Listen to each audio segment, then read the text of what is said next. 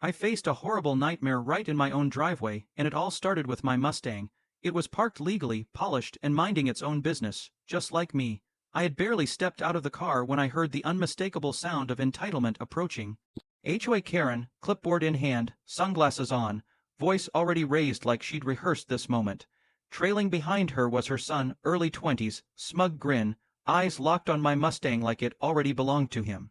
Without a hello, Karen announced that her son needed my car, not wanted, needed. Apparently, according to her, the HOA discouraged flashy vehicles, and the solution was simple: I should let her son take my Mustang because young people deserve nice things. I laughed. That was my first mistake. Her son stepped closer, ran his hand along the hood, and started explaining how the HOA had authority over what residents did with their property. He said it would look better if someone more deserving drove it.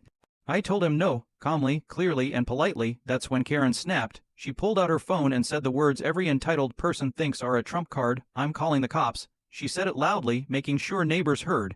She claimed I'd stolen the car, was threatening her son, and was trespassing on HOA-controlled property. Curtains moved, phones came out. You could practically hear the gossip spreading. I didn't argue.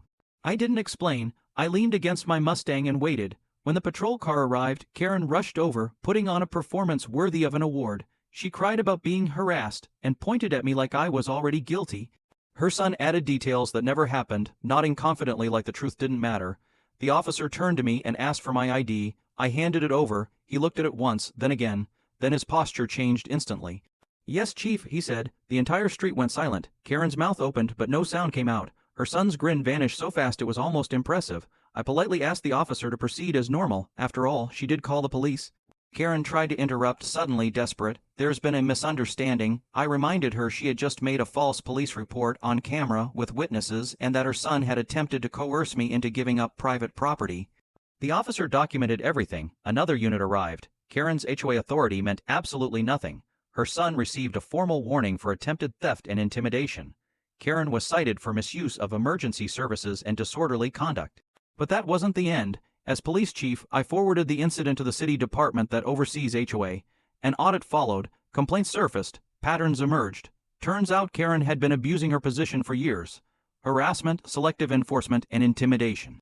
Within weeks, she was removed from the HOA board. Mandatory training replaced her clipboard. A public apology was issued. Her son suddenly became very polite, and my Mustang, still parked right where it belongs.